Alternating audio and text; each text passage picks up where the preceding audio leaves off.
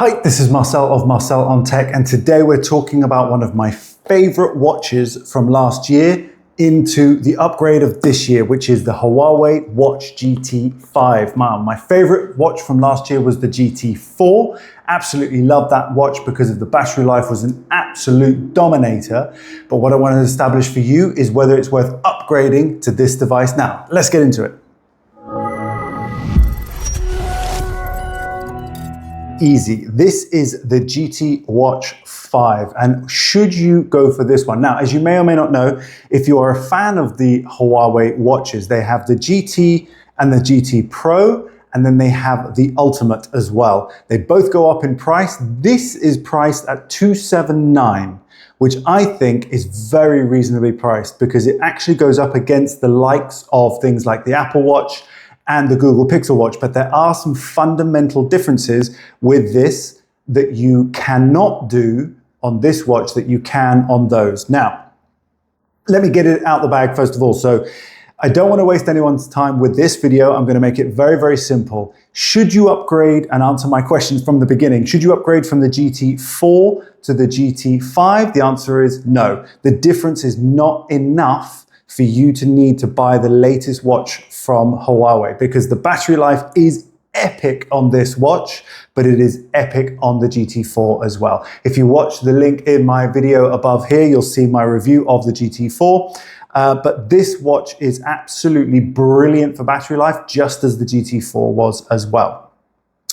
If you want to be able to make payments through your watch using Apple Pay or Google Pay, this watch is not for you. It's a no-go for you as well. So this watch cannot make any payments in the West because it is locked out of the general Android ecosystem. It is using a very basic form of Android in order to work, but it is fundamentally using Harmony OS, which is the Huawei proprietary system, and it does not allow, for security reasons, you to put your card details in this watch. So you cannot make payments. Now, those are the things you can't do and the reasons why you might not want to buy this watch.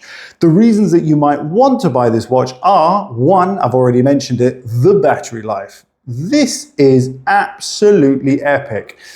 I'm currently at 69%. I've had this watch on for 5 days and I've trained with it, I've slept with it, I've used the monitoring of all sorts, and that's where I'm at. I'm at 69%.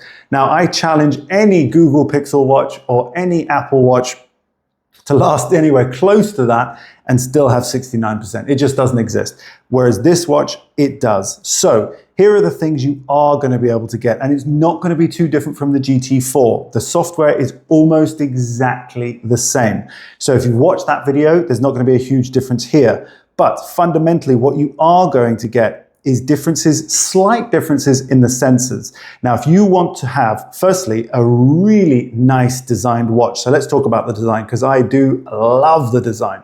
First of all, it is a 46mm screen, which is really, really nice. It is lighter than you think, but heavier enough that it feels quality. So you've got this great reflective aluminium on one side, and then you have the buffed on the other side as well. So this combination of this squircle that you've got going on here with this octagonal rotation. Now, it doesn't have a rotating bezel of any kind, but it does have a fully functional crown, which is really, really cool. And I love that. So when you're in any form of app and you want to scroll up and down, that is fully functional. And you can do that. If you want to come home, then you can just hit the button and you come back out. This watch is absolutely gorgeous. You've got a speaker there, which is really good, actually surprisingly loud. You've got a microphone there. This is all the same as the GT4. And you have some upgraded sensors here as well. And these do work. Now, what's really nice is these release mechanism for the straps. Very simple push button mechanism, lift it out, put it back in again. It's very, very straightforward. Really well done. This button down here, as I mentioned from the GT4 review, I love the separation. I think they've done that absolutely correctly because when it's on your wrist, you actually don't want a button there. It's much better to have one here. These are configurable and you can have this one, for example, what I've got it set up to is to go straight to my workouts.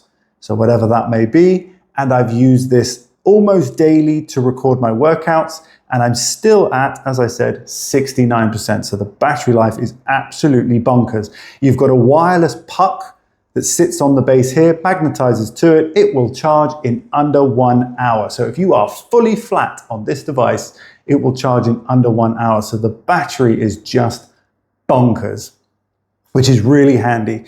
And of course, it means you rarely have to take it off. If you do, chances are when you put it back on again, it's going to be functioning as well. Now, the watch band has changed very slightly in that it is a blue color now, as opposed to the GT4 being green, but the design is the same with this combination of weaved material and silicone. For sports, it's actually very good because this is very easily washable, and you kind of get this combination of classic, classy look with a sporty look as well. Now, any of you that have seen my Pixel review from the Pixel Watch 3 that I really quite like, I actually had a reaction to the metallic sensor base, and I had to send it back because my skin reacted from the sweat. I have never had that reaction from this watch, and it is just brilliant and very, very nice to use. Of course, you've got a plethora of watch faces to choose from to your heart's content.